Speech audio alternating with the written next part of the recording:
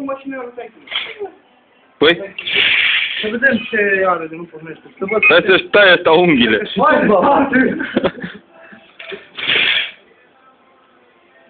What the fuck? Dar ăsta e cine, mă? Iron Man în pula mea. Își dă foc în pula mea. Da, le așa. Nu mă, dai, dă-ți pe picioare. Ce facă? Stai, mă, dă-i focul pe picioare, stai. Nu mai dai! Pune un pic de motorină.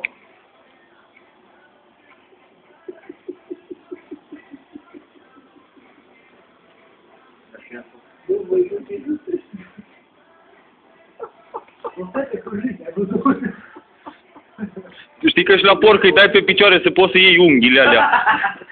Așa unghi are și ăsta, ca porcul.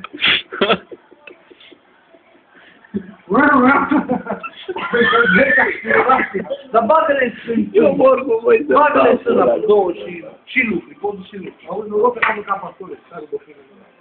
Plăcă-i asta.